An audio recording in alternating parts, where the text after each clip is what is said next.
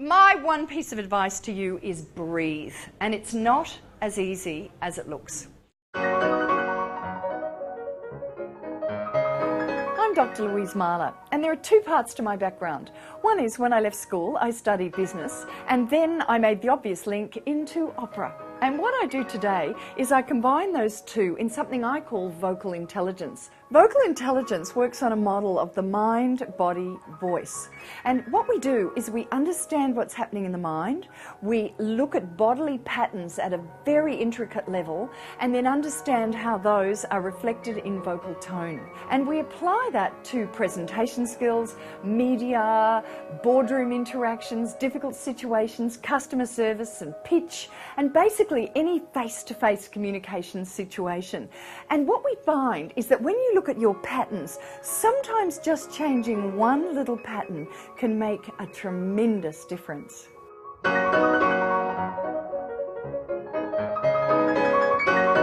We're like a puppet. The emotional mind will do that to you. And we need to understand that we're not taken over by aliens, and this happens to every single person identically. And we say, oh, I understand that happens, I'm going to do something to override it. When you come to say your name, and I'd use Bronwyn's name, you come here, Bronwyn. We do it back to front, and this is not helping. It gives enormous strain. We've got to understand which way the breath goes and make it happen. If you can capture your phrase such as, oh no, no, no, you mustn't let that happen. You must say yes, yes, fantastic.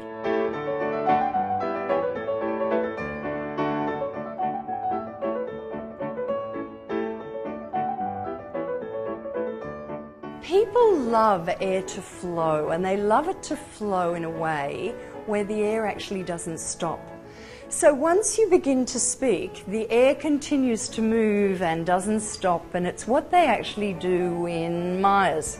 When you're spruiking in Myers, and not that any of you do that, but when they are, that is their brief, to actually say, it's a wonderful, wonderful special on the second floor for men's shirts.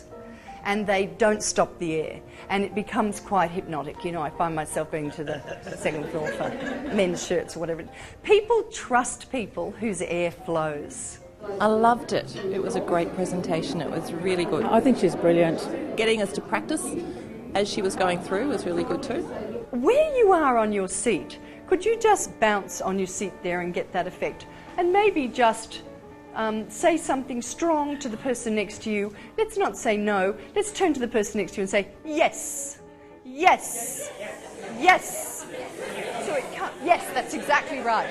Excellent. Just the enthusiasm she puts in it is great. Yeah. We tend to think of ourselves as parts and little bits and pieces, but she's very thoughtfully brought something together from deep inside, but gives that the physical mechanics to manage what may be deeply ingrained. Can you see that if I have a mannerism such as jamming my neck at the back, and I'm going to do Pauline Hanson, and I go back like that, that I've lost my escaping air. So I'm going to say I care, I really care. And there's nothing caring about that at all, nothing.